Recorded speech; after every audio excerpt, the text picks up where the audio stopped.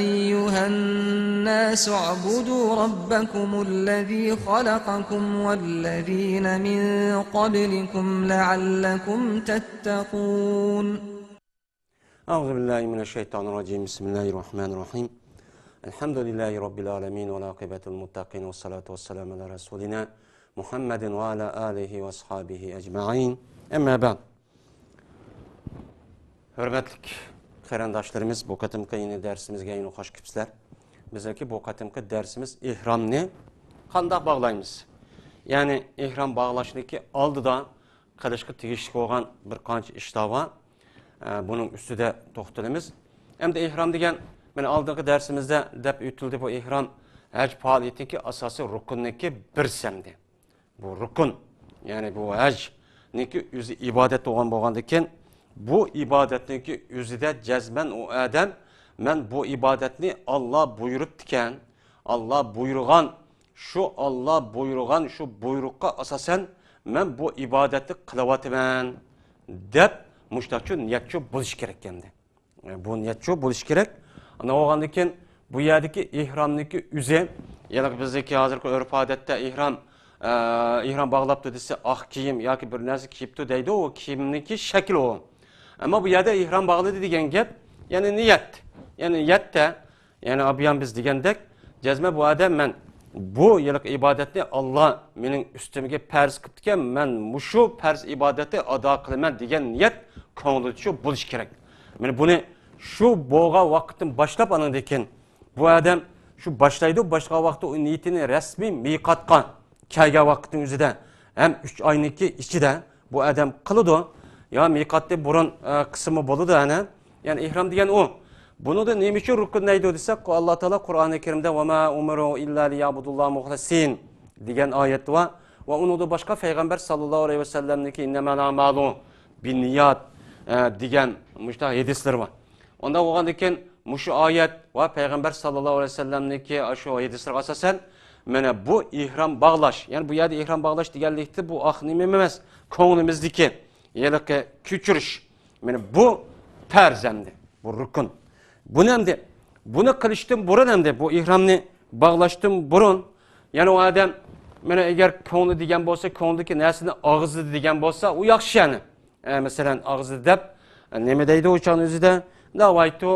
Nevaytul hacca, ya ki nevaytul umrata dep, müştadisi buludu. Eğer Arapça deyişini imkan bulamasa o adam, konuda şu hac kılmakçı, hem de ya ömür kılmakçı olan bolsa, hac kılıştı mı yani? Hacga 3 xil oludu. Hac ifrat, hac qiran, hac temettu. Yani qaysi xil hacni kılmakçı?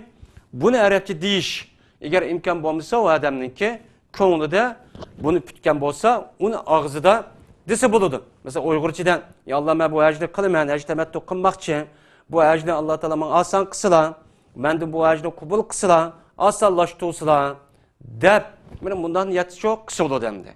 Yani hac temettu kıldım, ya hac qiran kıldım, ya hac ifrat kıldım der, ya ömür kıldım dep, ağzıda muşundaki konuda pütkenini deyiş çok gerek. Bunun anıdaki bu adamdaki üze şu işini dedi mi? Digen hem anamda anıdaki Allahu Ekber dem namazı kirip ketkendek hacniki paliti işi kirip keti demdi. Hem de kirip yetişti burun, benim muşu işini kılıştı burun, kandak kılış gerek.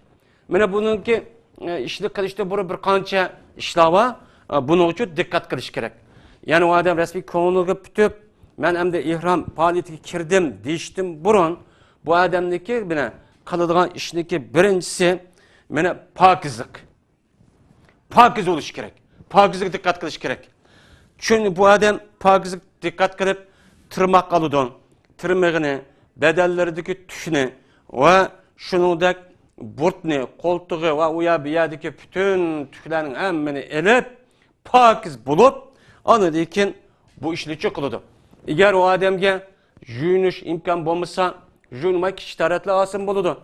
Eğer juyunuş imkan bulsa o adamga nispeten gusül kırıp ihramga resmi kiriştin burun kığını en ebzelçu buludu.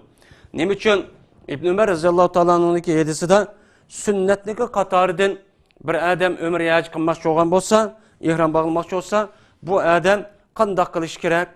Mana bu adamning o'zi meni pokizlik uchun diqqat çok qilish kerak. Ya'ni g'usl qilish uchun kerak degan payg'ambar sallallohu alayhi vasallam Ibn Umar radhiyallohu ta'ala anhu'niki mushuna nimasi va so'zi va. So'zi va undan boshqa men Ibn Abbas radhiyallohu ta'ala anhu'niki hadisi va payg'ambar alayhisolatu vasallam rivoyat qilgan payg'ambar shuna dedi. Nefis ya'ni nufasa ayollar, ya'ni tug'utliq ayollar yoki odat ko'rib qolgan ayol ninki o'zi shu yerda bo'lib ketdi. Bo'lib qolgan bo'lsa, voy men odat ko'rib qoldim. Men tug'utliq, tuqqil 2 kun bo'ldi, 3 kun bo'ldi. Nefas texme hozir. Uçad men ihram bağlayman muşta diziş şu bo'lmaydi. Yani o odat ko'rib qolgan ham shu yillik nefas bo'lib qolgan ayolniki o'zimi shu vaqt o'zida payg'ambar alayhisalom deydiki, meni g'usl qiladi, shu yerda ihrom bog'laydi hamdi. Ihrom shu bog'laydi. Shuning bilan hajdagi faoliyatlarga hammani qiladi, lekin bu hez ko'rib qolgan ayol bilan bu nefas ayolniki o'zi Baytullohni tavob qilmaydi dedi. Degan bo'lgan ekan, men payg'ambar alayhisalomning bu hadisga asosan men ihrom bog'lashdan burun har qanday odam agar imkon bo'lib qolgan bo'lsa, mayli odam ayol bo'lsin, er bo'lsin, odat ko'rib qolsin yoki tug'ut qilib, 5 kun bo'lib qolsin yo yo'lda tug'ib yangi demdi. Bunda bo'lib qolsin, shu vaqtning o'zidami men odatni to'xtamagan, yo odatim to'xtamadi yoki nefas bunda bir odatda to'xtamadi demasdan darhol nima qilish kerak ekan? G'usulchi qilish kerak ekan. Unda o'g'andiki buni g'usul qilish men bo'lgan yerda boshqalarniki jazman u yerda nima qilish kerak? G'usulchi qilish kerak. G'usul qilish ya'ni yuyishniki maqsad nima? Pokiz bo'lish. Ya'ni onda buni mundaq emas, rasmiy bir uningga rasmiy ko'ngil qo'yib, rasmiy bir uni ibodat shaklida bilib cho'q qilish kerak. O anda bir sharrati so'qib emas, bütün bedellerdagi pok, paskin narsani hammani chiqarib imkon bo'lgan silab, kirlarning hammani chiqarib mushundaq bir cho'q qilish kerak. Chunki biz endi cho'ng bir faoliyatniki ibodatning ustida cho'q qilmoqchamiz. Shuning ustida ketib boramiz. Unda bo'lgandan keyin bu tozliq cho'q qilish kerak. Ikkinchidan endi ihrom bog'lamoqchi bo'lgan odam ihrom bog'lashdan burun, ya'ni jipt kiyilgan bütün kiyimlarniki hammasini cho'q silib etish kerak. Silib etib bu odam andikin başka bir yepyeni bir kiyimni çok kiydemdi. İhram kiyimi deydigan hazır umumlaşıp ketdi yani. Bu ihram kiyimi iken yani iki parçamdı hazır kıyımda. Bir yerimi töpünü yapıdı. Yerim bolsa tigini yapıdı. Tigini yapıdığan rida, töpünün yapıdığan ne? Kamis deydi. Benim muşu iki parça lattan buluş gerek. Ama bu jipti tikilgen bir narsa çok bulması gerek. Jipti tikilgen kiyiminin hemmini bu adam işçideki kosar, iş kiyim, taş kiyimde tatip hemmini çok sevadıdı. Sevetip, onun da ikinci o adam niyet kılıdı, gusül kılıdı. Onun da ikinci onun da ikinci niyet gusül kılıp niyet kılındaki ihram şununla başlık tek ihramını kişilerle başlayıp gitmeydi. Yani şu ihramını kiyvetip onun da ikinci onundaki resmi niyet kılıp yani başladım diye vakti yüzde andaki bu başlanırdı. Bunu kılış gerek. Lakin bu ihramdaki nemisi de kandak kimkesi buludu. Meyli ak olamdı, meyli kök olamdı, meyli kar olamdı. Lakin pakiz çok buluş gerek. Pakiz kim kiş gerek ihramda. Ama şunun içindeki en yaxşı ak kim çok kiş gerek ihramdaki kimi de. Yani ak kim boğan bolsa bu arkalık jipti tikilmegen buluş gerek. Yani ak kim bir nas boğan bolsa jipti tikilmegen bunda kim boğan bolsa bu en afzal boğan buludu. Hazırki devrede bu umumyüzük umumlaşıp ketdi. Mene Peygamber aleyhissalatu vesselam mene İbn Abbas radhiyallahu ta'ala anhu'niki degan bir hadisi var. Peygamber aleyhissalam Medine'den şu yüzü beşini tarab, yüzünü yağlagandan keyin Peygamber aleyhissalam şunda Medine'de mangdi. Peygamber aleyhissalam ondakin yüzdeki izarı bilen ridani Peygamber aleyhissalam ashabları var yüzü çok keydi deydi. Anda oğandan keyin bu rida bilen izar yani rida degan töpedeki narsa, izar degan tahtidagi yeri qilat tushun. Mushuni kaydi deydi. Anda o'g'andan keyin normal kiyayotgan bunda kiyimning hammani tashib etib, meni bu ikki parcha latida iborat bo'lgan rida bilan izar ikkisini cho'k kiydi, oqni cho'k kiydamdi. Bunda cho'k keladi. Uchinchisi bu odam meni ihrom bog'lashdan burun g'uslni yuvib bo'ldi. Yuvib bo'lgandan keyin ihromga kirishdan burun bu odam meni qanday qilish kerak? Meni yüzdeki bedeni ve kiyim keçehlerge mana xushpurak narsa uchun ishlatish kerak endi. Attir, mundaq misk, ifar deganidek bunda bir narsani ishlatib andan onidagi yala kiyimni kiyib yoki kiyim kiyib bo'lsa-mu, onidagi shuni ishlatib bo'lgandan keyin onidagi niyatcho qilish kerak. Niyat qilib onidagi qilish kerak. Ammo bu attir bir narsa kerakniki o'zini, puraqliq bir narsa kerakniki o'zini mana o odam ihrom bog'lab bo'lgandan keyin purg'i yo'q. Bunda bo'lib qolsa hech qanday bir qirayati yo'q. Bu durustchu bo'laveradi.